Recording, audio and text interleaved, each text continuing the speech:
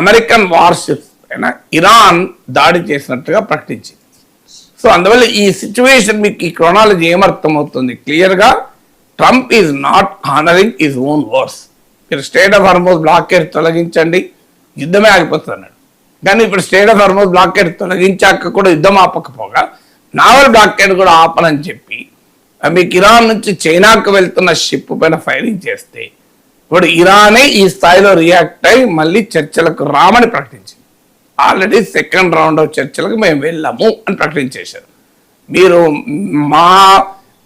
మేమేమో అన్ని దేశాల షిప్స్ను ఎలో చేస్తుంటే మీరు మా షిప్స్ను ఆపితే మేము ఎందుకు ఊరుకుంటామన్నది ఇరాన్ స్పీకర్ ప్రకటించాడు. ఇప్పుడు ఇందులో మరి చైనా కనుక రియాక్ట్ అయితే ఇంకా కాంప్లెక్స్ అవుతుంది. ఆల్రెడీ చైనా హెచ్చరించింది అమెరికాను, మాకు ఇరాన్తో ఉన్నటువంటి ట్రేడ్ అగ్రిమెంట్స్ను మేము హానర్ చేస్తాం, అది మీకు సంబంధం ఉన్న అంశమే కాదు అని చైనా ఇప్పటికే అమెరికాను తీవ్రంగా హెచ్చరించింది. ఇప్పుడు ఇరాన్ నుంచి చైనాకు వెళ్ళే షిప్ పైన అటాక్ ఇది. అందువల్ల మరి చైనా ఎలా రియాక్ట్ అవుతుంది, తమ దగ్గరికి వచ్చే షిప్ పైన అటాక్ చేయడం ఏంటి అనే క్వశ్చన్ ఆటోమేటిక్గా వస్తుంది. సో అందువల్ల ఇప్పుడు చైనా కూడా రియాక్ట్ అయితే పరిస్థితి ఇంకా చేజారిపోతుంది.